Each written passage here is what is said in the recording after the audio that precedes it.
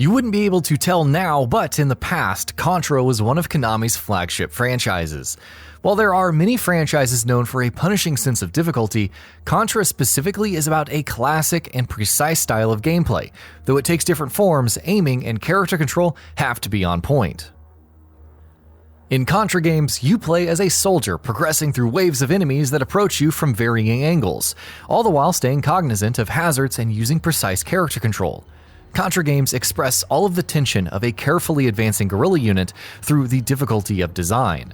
You are not a superhuman or a robot, though in some games you can do cool somersaults or shoot while ducking to more safely place fire on screen or spin around. Movement in early Contra games is restricted, which places more demand on the need to be precise and cautious with timing jumps and progressing forward. Basically, your firearm is your offense and your defense. However, players can pick up different weapons to use in the form of item drops found in levels. These are typically much more powerful than your default gun, with their primary benefit coming from the greater reach or speed that the weapons enable. And thankfully, you can aim your weapon in multiple angles and shoot while in the air. The first Contra game dates all the way back to the arcades and was later released on Nintendo Entertainment System. When people might hear of Nintendo difficulty, Contra certainly lives up to and perpetuates that reputation. Players progress through varying gameplay perspectives, 2D with multiple elevations, and dungeon crawler style to clear stages. Don't forget that you're sometimes racing against a time limit in some stages, lest you lose a life.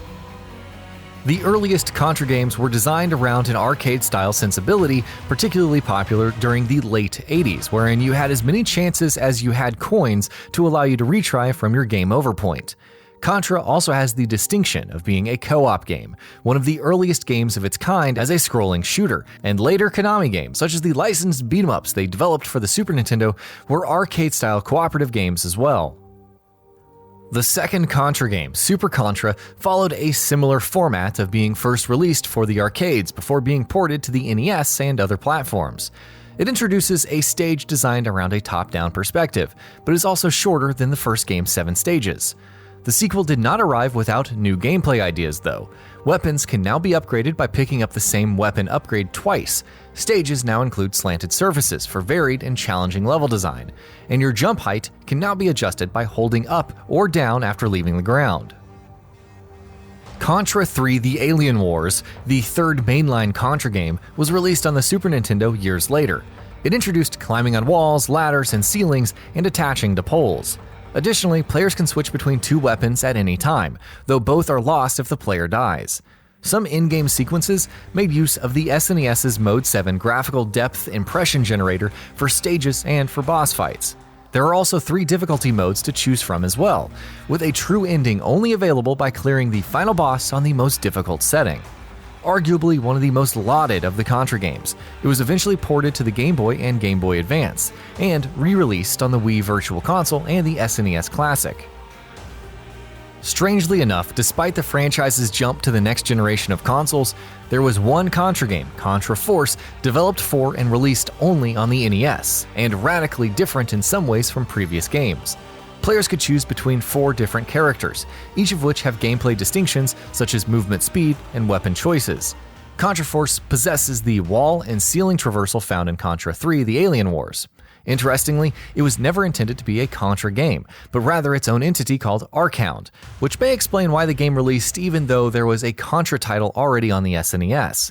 Archound was developed in-house by Konami in Japan, but Contra Force only ended up being released in America. Contra Hardcore would be the series' sole entry on the Sega Genesis, bringing with it some interesting gameplay directional decisions.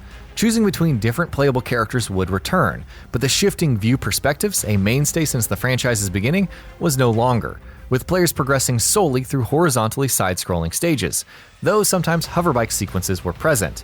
New features included descending through platforms, which is especially helpful if all stages are side-scrollers, an inevitable slide, and branching paths, wherein the stage players will progress through next will depend on questions that the game sometimes prompts them with. Following Contra Hardcore, the next games would all see release on Sony platforms, with the exception of Contra Legacy of War also being released for the Sega Saturn. Legacy of War and the next Contra game, See the Contra Adventure, were both developed outside of Konami by the now-defunct Appaloosa Interactive, which you might have heard of if you're a fan of Echo the Dolphin. These two games represent an attempt at shifting the games to 3D, on vogue with the generation of gaming consoles at the time as console power scaled upwards, but also represented some new directional decisions. Legacy of War decreased character individuality that was increasingly introduced in previous games, but also employs a health meter and introduces saving game progress. Oddly enough, See the Contra Adventure did away with the co-op option present in the mainline releases thus far. Otherwise, the two games share a good majority of design choices. The move to 3D allowed Appaloosa to introduce new movement and environmental interaction options, such as strafing. It is worth noting that neither of the two games were released in Japan, and See the Contra Adventure was released only in North America. After these releases, Contra also made the jump to the PlayStation 2, but with two very different game design visions. Contra Shattered Soldier, releasing on the PlayStation 2, saw Contra game development return in-house to Konami, and also saw the return of 2D side-scrolling gameplay, though with the introduction of 3D polygonal rendering. Shattered Soldier also utilized charge shots and introduced grading per stages. There are no power-ups, instead, players switch between one of three weapons, and the game featured multiple endings based on stage performance grading rather than choices made throughout gameplay in response to dialogue prompts. Neo Contra, also releasing on the PlayStation 2, sees the return of stage progression perspective variety, alternating between horizontal side-scrolling, dungeon crawler view, and isometric view. However, Neo Contra differs from Shattered Soldier in its weapon loadout customization and the introduction of dashing for quick bursts of speed and spinning in place for a brief moment of invincibility, both as a substitute for jumping. Neo Contra also retains the stage performance grading system introduced in Shattered Soldier. The following generation saw the release of Hardcore Uprising, developed by Arc System Works of BlazBlue and Guilty Gear fame, and with art and music composition credits from Daisuke Ishiwatari of Guilty Gear, was a digital download title released for the Xbox 360 and PlayStation 3. It featured an aesthetic that took notes from anime and was positioned as both a prequel to the original Contra game and as a start of its own continuity. Hardcore Uprising utilized a health bar and a point system that could be used to purchase upgrades.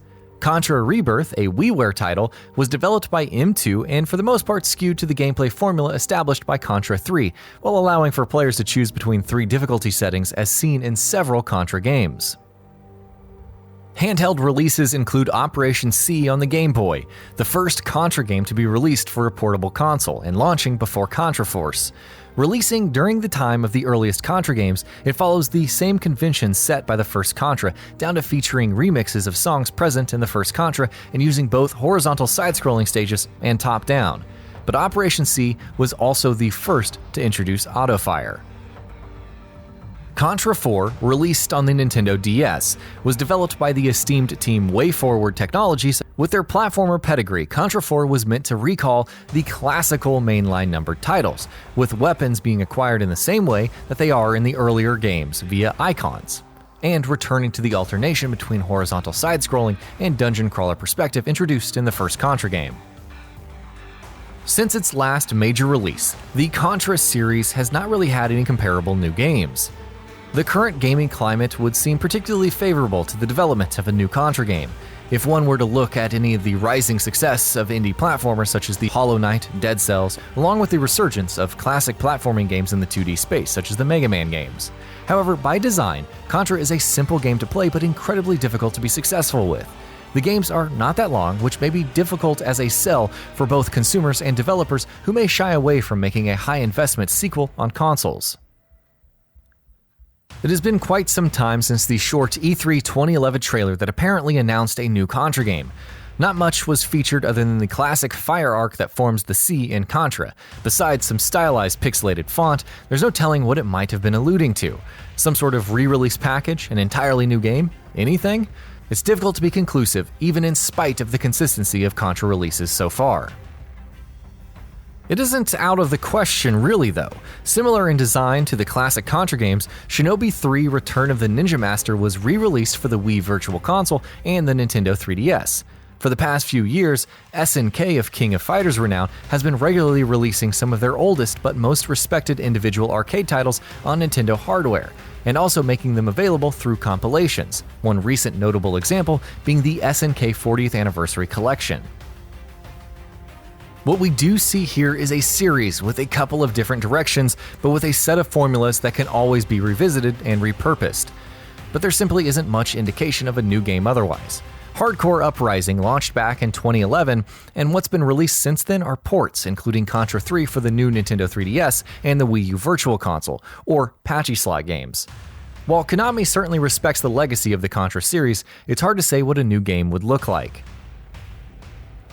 Let us know your thoughts about what you might want from a new game in the comment section for this video, and don't forget to let Konami know that you want a new Contra game. Fan response can and will make a difference, so be sure to let your voice be heard. Thanks again for watching our videos. And that about does it for this video. If you enjoyed what you watched and want to see more from GamingBolt, you can always hit that subscribe button and turn on the bell icon next to it. That way you will never miss any of our videos.